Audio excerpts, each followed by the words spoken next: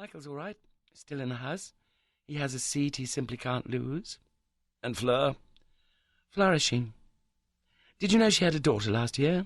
Fleur? That makes two, doesn't it? Yes, they call this one Catherine.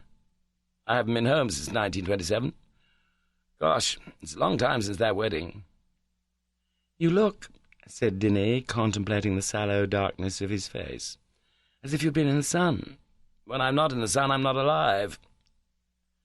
Michael once told me you lived in the East. Well, I wander about there. His face seemed to darken still more, and he gave a little shiver. Beastly cold, the English spring.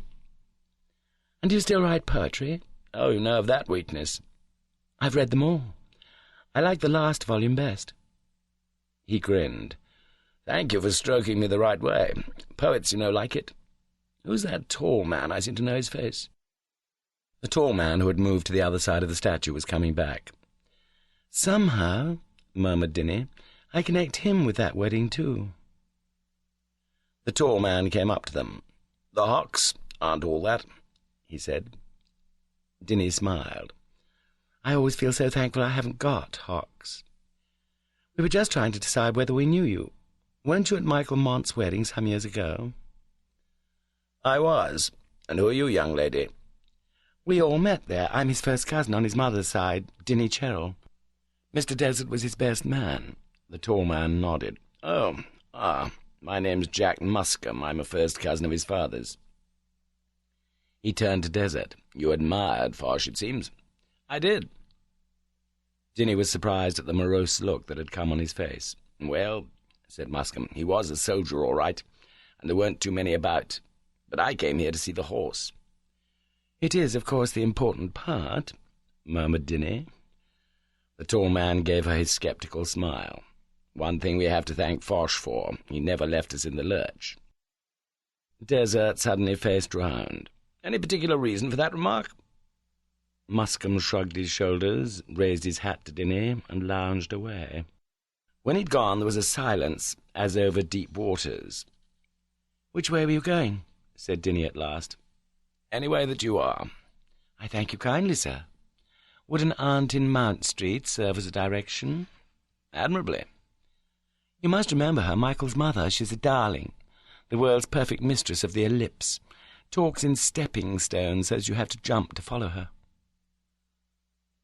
They crossed the road and set out up Grosvenor Place, on the Buckingham Palace side. "I suppose you find England changed every time you come home, if you'll forgive me for making conversation." "Changed enough." "Don't you love your native land, as the saying is?" "She inspires me with a sort of horror."